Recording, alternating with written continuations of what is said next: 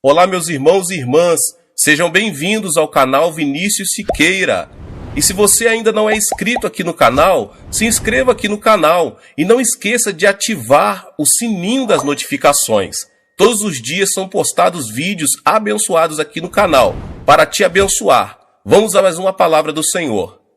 Ora, a fé é a certeza das coisas que se esperam e a prova das coisas que não se veem. Foi por ela que os antigos alcançaram bom testemunho.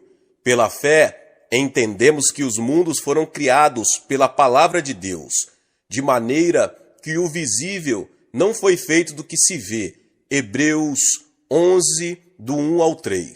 Muitos cristãos vêm a mim e me dizem que não têm fé. Quando ouço isso, meu coração fica grandemente perturbado, porque a Bíblia diz com toda clareza, em Romanos 12, 3, que Deus deu a fé a todos os crentes, conforme a medida de fé que Deus repartiu a cada um. Se Deus não nos houvesse dado fé, seria irracional que Jesus Cristo nos pedisse para crer. Ao contrário, Cristo repreenderia as pessoas que não criam. Portanto, quer você reconheça o fato, quer não, quer você sinta, quer não, você recebeu uma medida de fé que habita em seu espírito agora mesmo. Você tem fé suficiente para salvar-se, para curar-se, para ser batizado com o Espírito Santo e para ter milagres realizados em sua vida agora mesmo. Sempre que digo isto, as pessoas começam a arranjar desculpas. Sim, pastor, eu sei que todas as pessoas devem ter alguma fé, mas a minha é tão pequenina que com ela não consigo fazer muita coisa. Certo dia, um amigo do Extremo Oriente me trouxe um pacote em que havia uma semente de mostarda.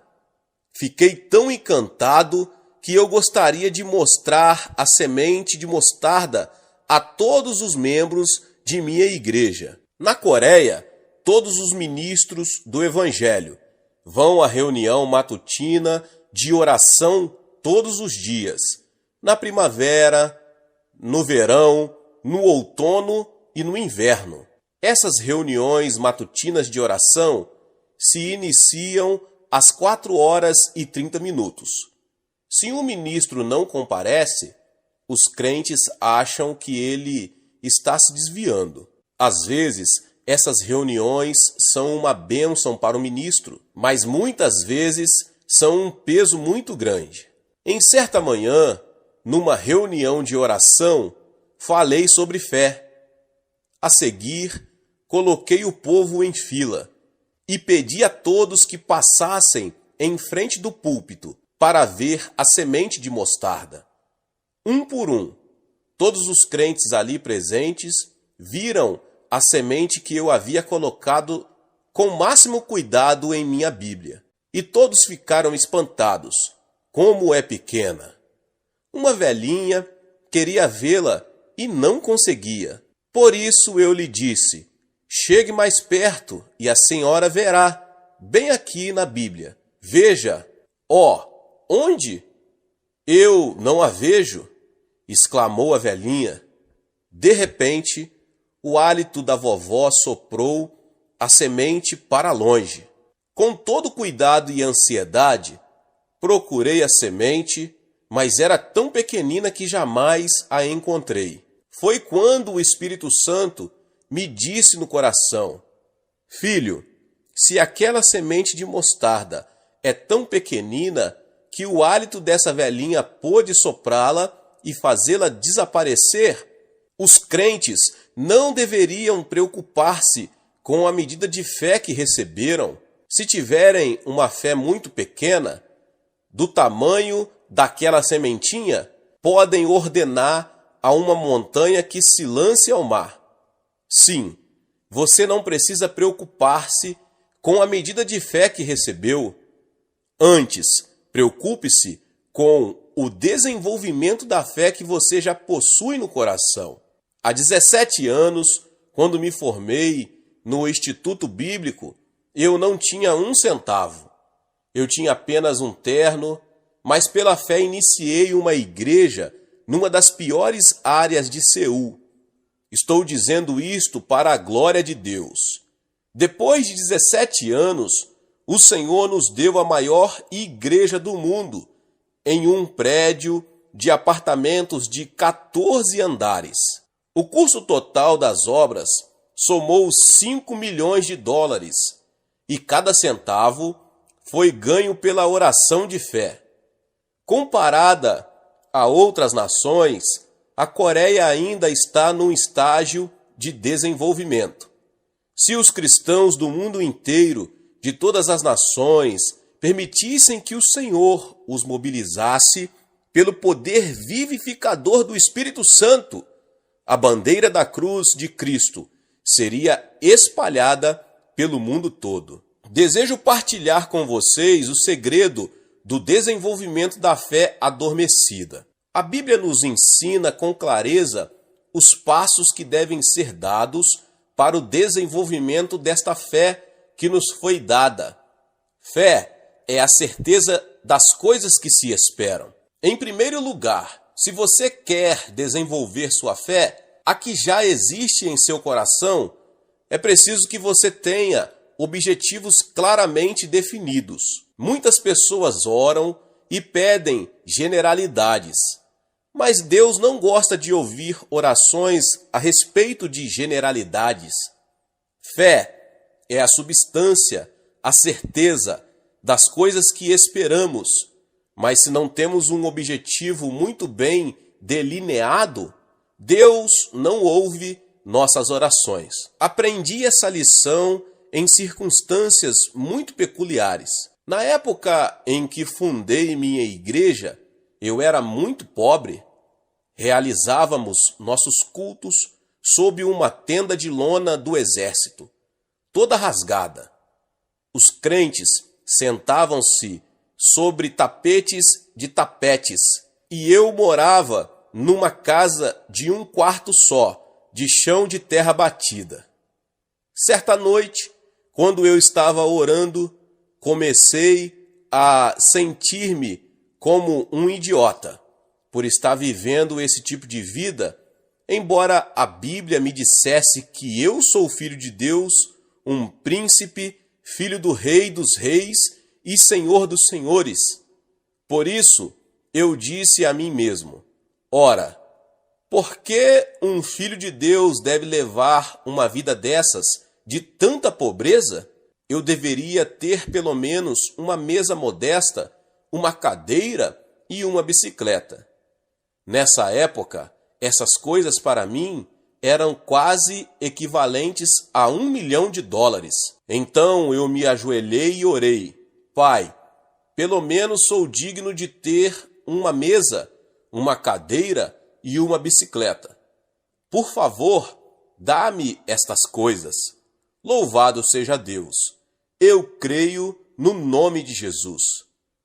A seguir, fiquei esperando a resposta 1 mês, 2 meses, 3 meses e finalmente 6 meses, sem que nada acontecesse. Em meu desânimo, eu orei assim: Pai, se não consigo crer que receberei essas coisas, como posso ensinar a esse povo e pedir-lhes que creiam? Serei um tremendo hipócrita se lhes pedir que creiam em coisas em que eu próprio não creio. Eu pedi uma mesa, uma cadeira e uma bicicleta há mais de 6 meses. Por que não me respondestes? Eu sei que tu não mentes e sei que tu vais responder-me, mas não sei quando. Se esperares até que eu morra, que proveito terei? Pai, podes tu apressar a resposta a meu pedido? Depois de eu ter orado, senti uma paz maravilhosa entrar em minha alma. A seguir, a voz tranquila de Deus começou a fazer-me ouvir distintamente em meu coração. O que o Senhor disse revolucionou minha vida toda. Filho, ouvi sua oração há 6 meses.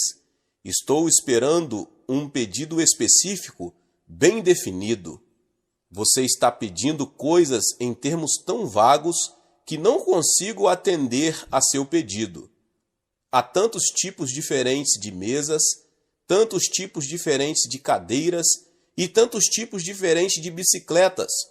Você apenas me pediu uma mesa, uma cadeira e uma bicicleta, de modo que ainda estou esperando que você me diga que tipo de mesa, cadeira e bicicleta você quer. Ajoelhei-me de novo e orei: Pai, lamento muito.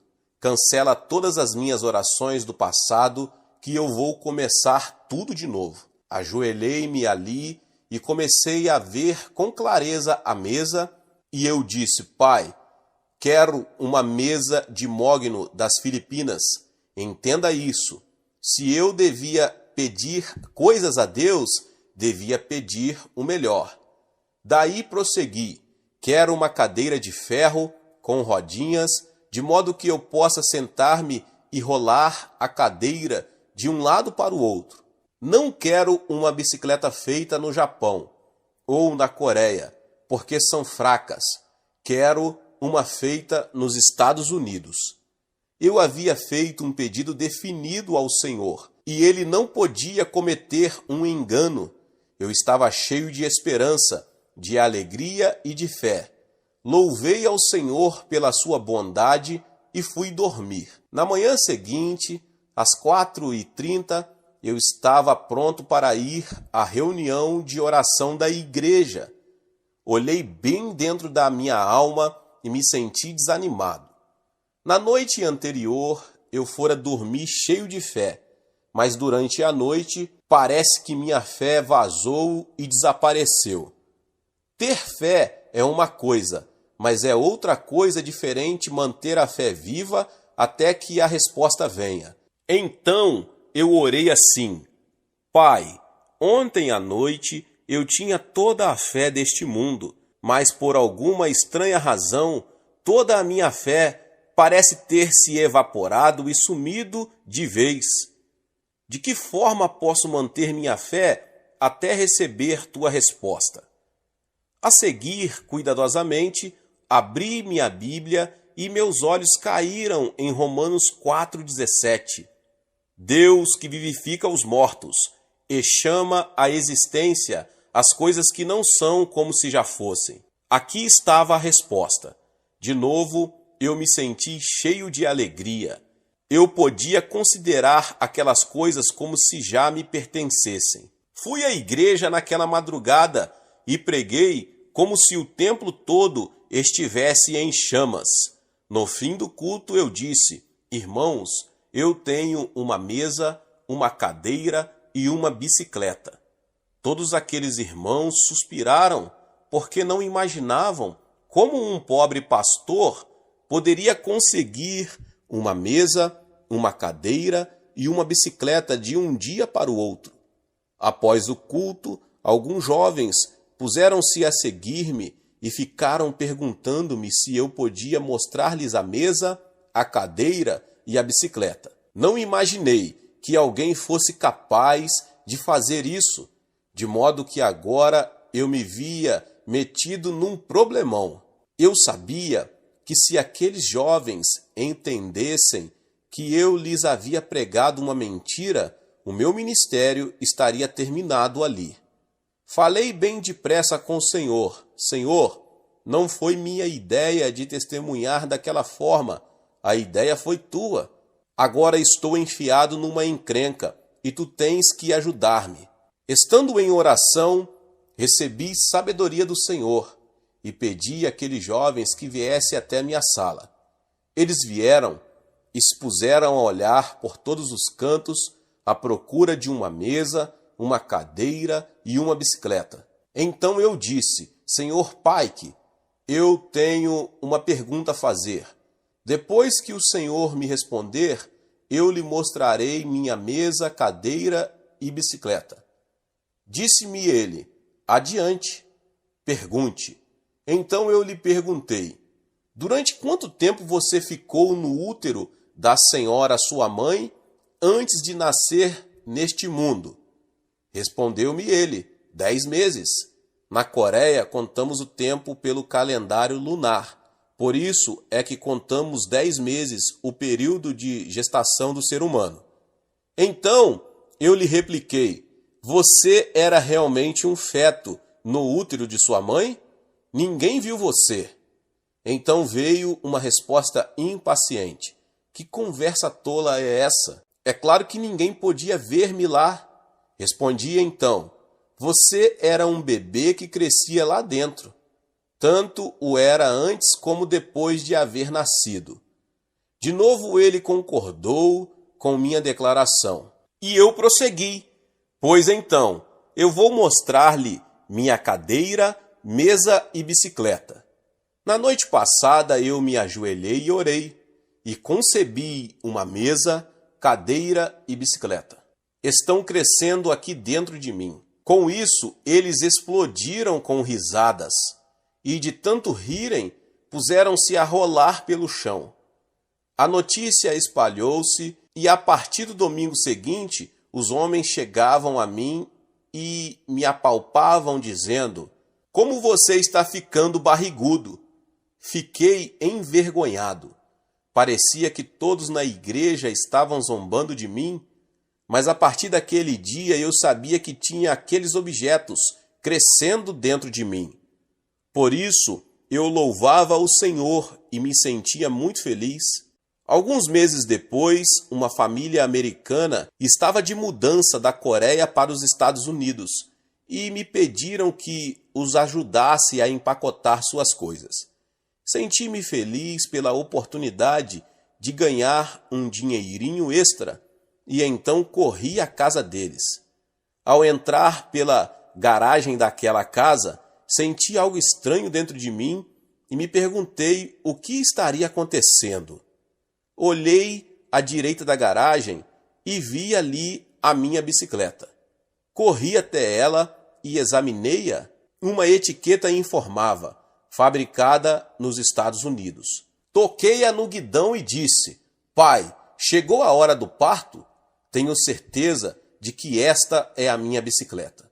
Subi ao segundo andar e, enquanto estava trabalhando, ouvi a família discutir a questão de vender a bicicleta. Parei de empacotar por um momento, levantei-me e orei: pai, eles não podem vender aquela bicicleta. Estive carregando-a dentro de minha barriga durante 6 meses. Tu sabes que eles não podem vendê-la. Em seguida, a dona da casa veio a mim e me disse: pastor, o senhor gostaria de comprar essa bicicleta? Em meu coração eu pensei: por que deveria eu comprar essa bicicleta? Tenho estado carregando-a já faz 6 meses. Eu apenas disse a ela que não tinha dinheiro. Ela se dirigiu a seu marido e disse: vamos dar essa bicicleta ao pastor. Ele anda quilômetros e quilômetros para fazer suas visitas pastorais. O marido respondeu com um não bem redondo. Mas eu sabia em meu coração que eu ia ganhar aquela bicicleta, porque eu havia aprendido que quando um marido e uma esposa americanos começavam a brigar, a esposa sempre acabava ganhando a discussão. Por isso continuei a louvar o Senhor. Passado alguns momentos, o marido chegou-se a mim e me disse: pastor, aquela bicicleta é sua. Pode levá-la para casa. Eu acabara de dar à luz aquela bicicleta com toda segurança. Desci correndo as escadas, fui à garagem e peguei-a. Levei-a para casa, louvando a Deus. Enviei recados às pessoas que viessem ver a bicicleta que eu dera à luz. Muitos vieram e, depois de ver a bicicleta, se admiraram e decidiram que aquela minha teoria realmente funcionava. Mas alguns me perguntavam: onde está a sua mesa e cadeira? No dia seguinte, voltei à casa dos americanos para continuar ajudando-os. E quando eu entrei no escritório, fiquei espantado de ver ali minha mesa e cadeira. No mesmo instante em que vi aquela mesa de mogno filipino, e aquela cadeira feita no Japão com rodinhas, entendi que me pertenciam. Sentei-me em minha cadeira e pus-me a correr para lá e para cá. Puxei uma das gavetas. Lá estava um bloco de papel sem pauta, de datilografia, um tinteiro, tinta e um relógio despertador. Naqueles dias eu era tão pobre que não tinha dinheiro para comprar papel para escrever meus sermões. Eu tinha que usar as margens dos jornais velhos para fazer meus esboços. Eu não tinha canetas, tinha que catar tocos de lápis na rua, colocar um pedaço de bambu neles e usá-los. Jamais pensei em ter um relógio despertador, nem em sonhos. Quando eu achava que havia chegado a hora do culto, saía, subia a colina e punha-me a cantar. Em seguida, o povo vinha à igreja. Visto que eu não dispunha de um relógio, às vezes ficava cantando durante 30 minutos, até 1 hora, antes do culto. Quando, pois, vi aqueles objetos, sentei-me ali e orei. Pai, eu não pedi todas essas coisas, mas, por favor, inclua-as agora mesmo, pois tu és aquele que provê abundantemente. Lembrei-me de Josué e pus-me a marchar ao redor da mesa, afirmando que ela me pertencia. Logo depois, a família me pediu que eu levasse aquela mesa, cadeira e todas as demais coisas para minha casa. Passavam a pertencer-me.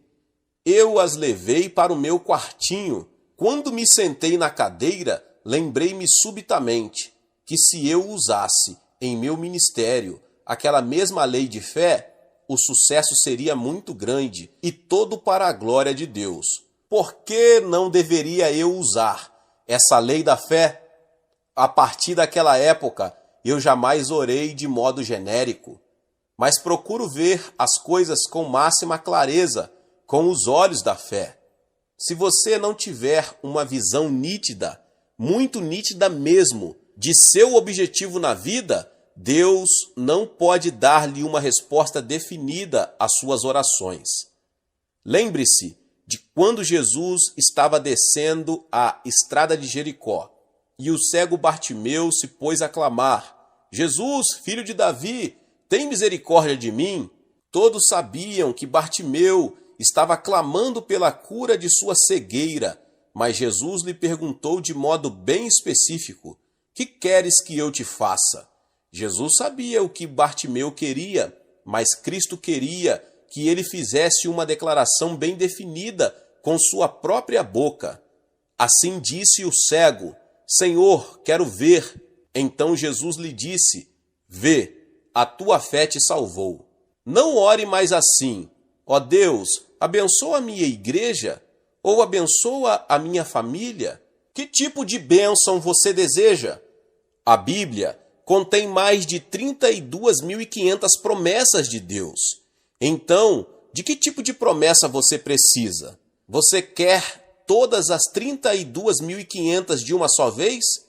Se você quer que seu marido seja salvo, seja específica em sua oração. Pai, meu marido tem 47 anos de idade. Ele é alcoólatra e é pedreiro, mas não há trabalho e não temos dinheiro. Pai, salva-o. Quando eu oro por minha igreja, eu não digo: Pai, abençoa a minha igreja.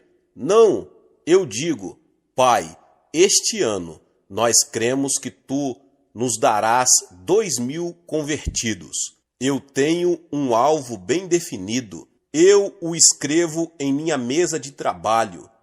Durante vários anos criei que Deus nos daria 2.000 convertidos todos os anos.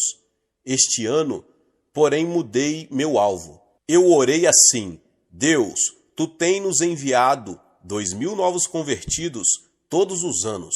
Este ano, porém, esquece os 2.000 e envia-nos o dobro.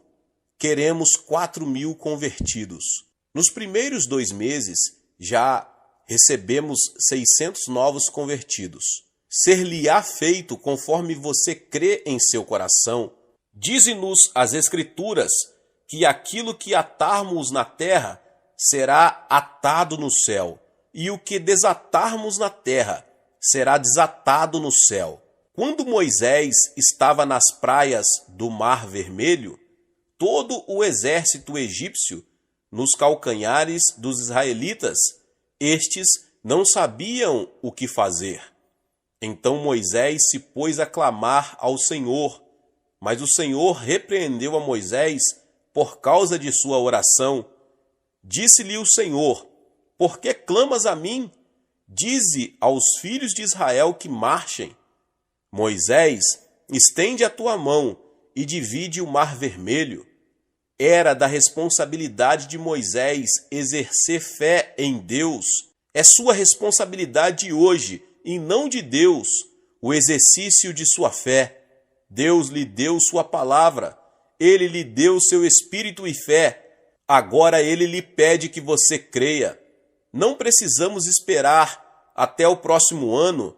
Podemos experimentar os milagres da salvação, da cura e das respostas às nossas orações agora mesmo. Em segundo lugar, você deve apresentar um pedido específico. Diz a Bíblia que a fé é a certeza das coisas que se esperam. Esperar algo significa ter entusiasmo a respeito de algo.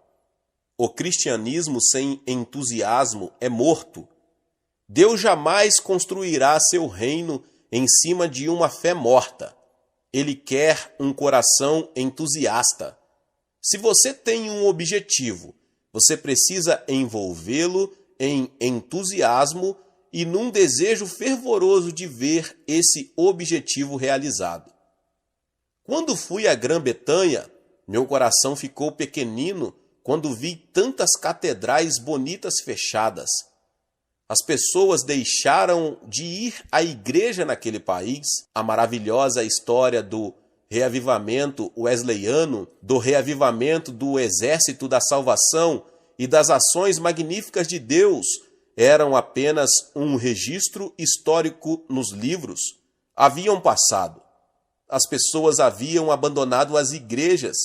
Não buscavam a Deus como outrora haviam feito. Senti que esse país deve arrepender-se e voltar-se para Deus ou sofrer a escravidão do comunismo. Houve uma ocasião em que a Inglaterra era o país que enviava missionários aos pagãos e Deus a havia abençoado grandemente. Mas por causa da iniquidade e do abandono do Senhor, Deus colocou esse país de lado. Há mais paganismo na Inglaterra e em muitos países desenvolvidos hoje do que em algumas terras do Oriente. Mas o vento do reavivamento do Espírito Santo está soprando por todos os países desenvolvidos e por todo o mundo. Quando Cristo iniciou seu ministério terreno, dirigiu-se ao Rio Jordão e foi batizado por João Batista. Depois ele se levantou e começou a pregar. Todavia, antes que ele fizesse qualquer coisa, os céus se abriram e o Espírito Santo desceu. Por quê?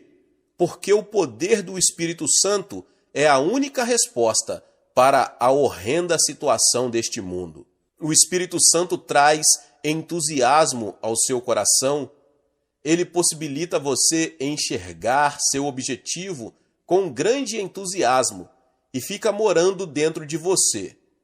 Mediante sua imaginação santificada, você começa a ver seu projeto alcançado, realizado, e à medida que você vai caminhando em sua imaginação, você começa a sentir e a usufruir esse objeto alcançado.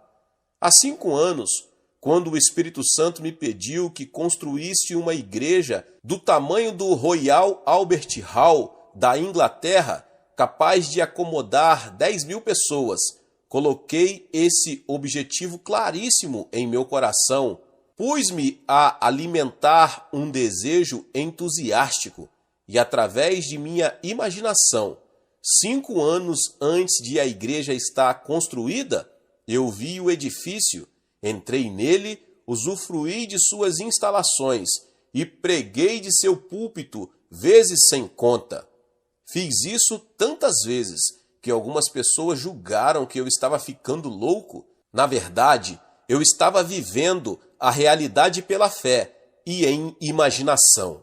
Nosso Pai Celestial é um Deus que usa a imaginação, porque a Bíblia diz que Deus nos criou a sua imagem e semelhança.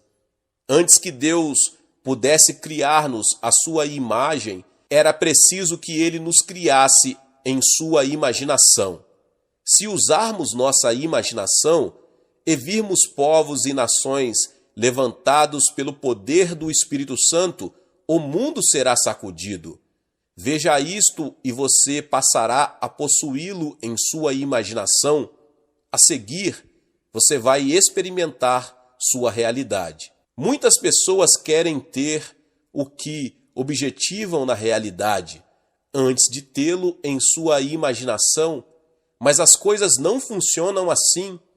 Se você não mudar sua imaginação, não torná-la diferente, na verdade você não poderá ter vitória em sua vida. Disse o Senhor Jesus: arrependei-vos, está próximo o reino dos céus.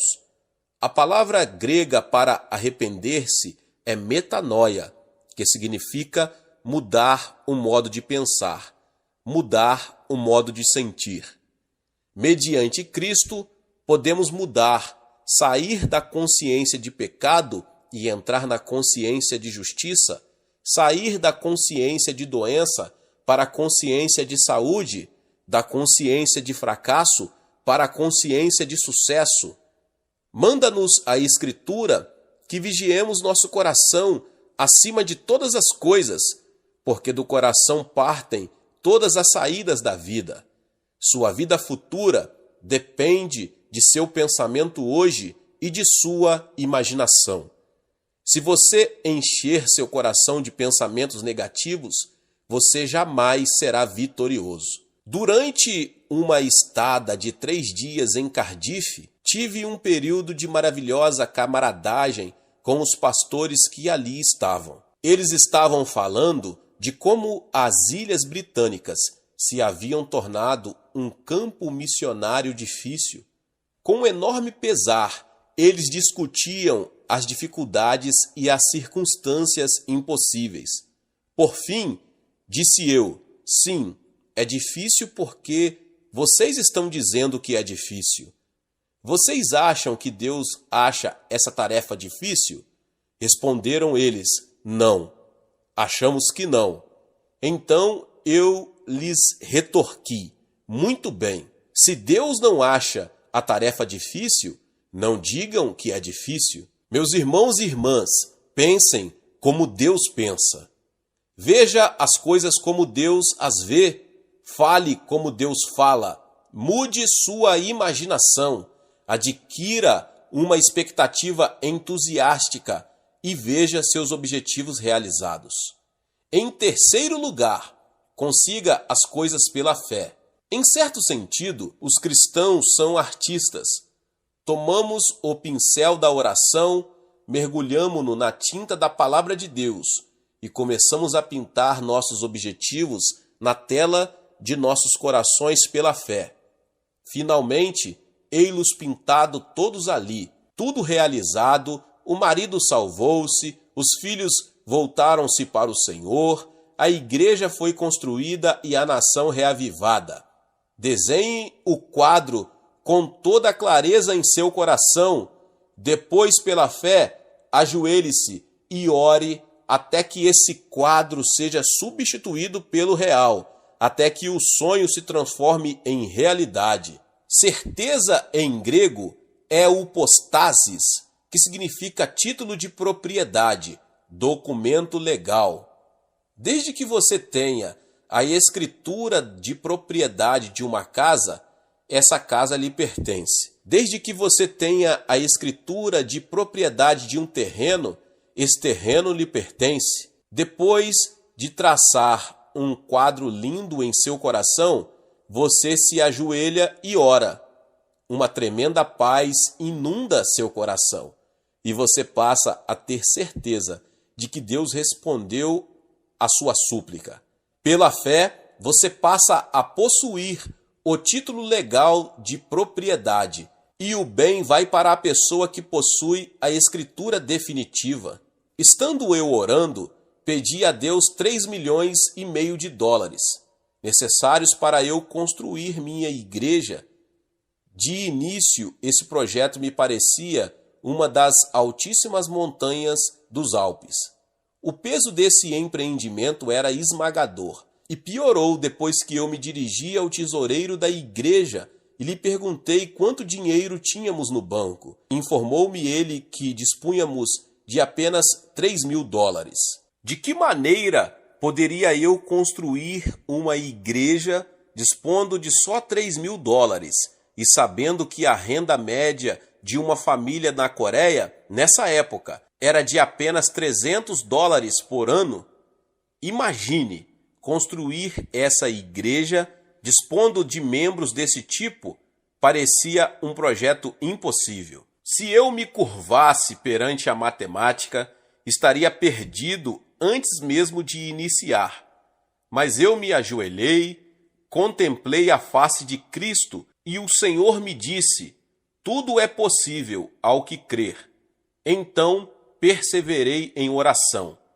Passou-se 1 mês, 2, 3 meses se passaram e eu continuava com aquele grande peso.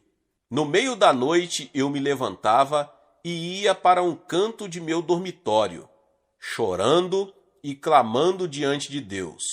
Minha esposa às vezes se espantava e se assustava, com medo de que eu tivesse ficando louco, e tentava persuadir-me a consultar um médico. Com frequência, eu chegava à igreja dirigindo meu carro, mas estava ocupado orando e nem percebia que havia chegado. Eu estava extremamente engajado na oração, pois tinha um objetivo muito delineado. Eu conseguia ver meus quadros com toda clareza e era movido por um entusiasmo tremendo, mas ainda não tinha toda a certeza da realização. Finalmente, depois de 3 meses, numa certa manhã, minha mulher me chamou para o café. Estando sentado à mesa, uma tremenda paz encheu todo o meu ser. Era a certeza que chegava. De súbito, eu pulei da cadeira e gritei: consegui! Consegui! Minha esposa veio correndo e me disse: acalme-se, acalme-se! Que foi que você conseguiu? Respondi-lhe imediatamente: 3,5 milhões de dólares. Ela ficou pensando que eu estava maluco, mas eu disse a ela que essa convicção estivera crescendo dentro de mim, algo no valor de 3,5 milhões de dólares. A partir desse dia, os 3,5 milhões de dólares me pareciam uma pedrinha na palma de minha mão. Eu sabia que me pertenciam e que a resposta estava a caminho. Hoje, a igreja está edificada e paga. Deus é o mesmo em todo o universo. É a nossa fé que move a mão de Deus.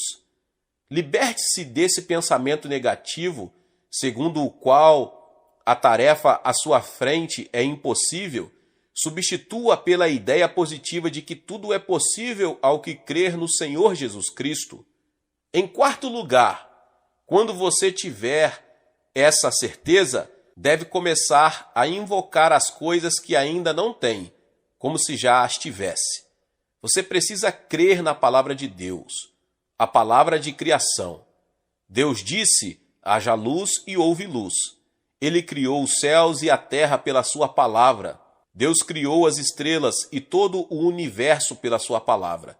E Deus quer que você pronuncie as mesmas palavras com sua própria boca. Abraão estava com 100 anos de idade e Sara com mais de 90, quando Deus lhe deu a promessa e a certeza de que eles teriam um filho. Todavia, Deus impôs uma condição. Abraão deveria chamar seu filho, que ainda não existia, como se ele já houvesse nascido. Deus disse: vou mudar seu nome. Você não se chamará mais Abrão, mas Abraão, que significa pai de multidões.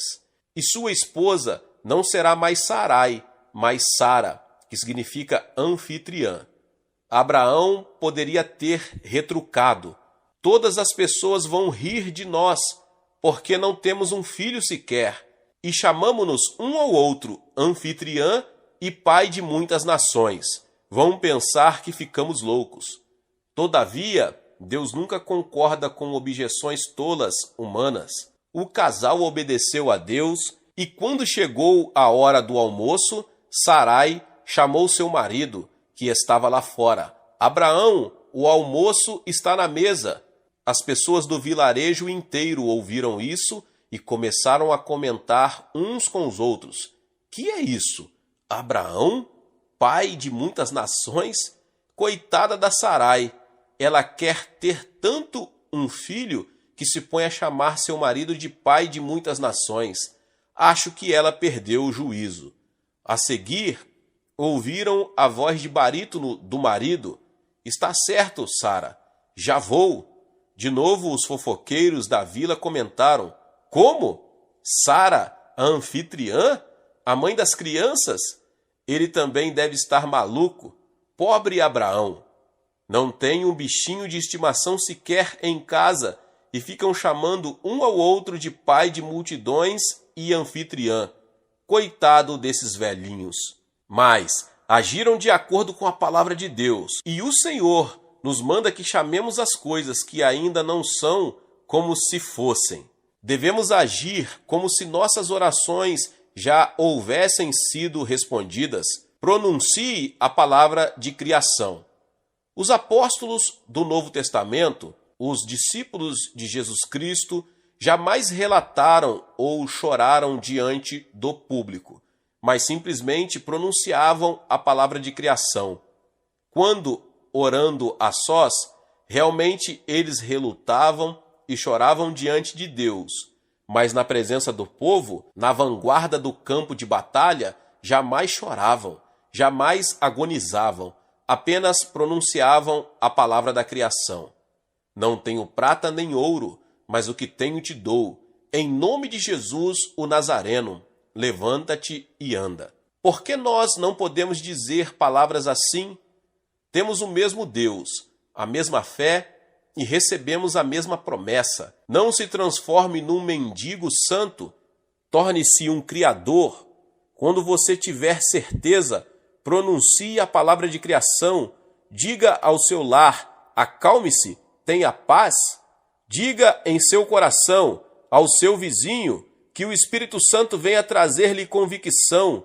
Envie a palavra, dê a palavra, e você verá a palavra distribuída pela fé em seu coração espalhar-se e transformar-se em milagres.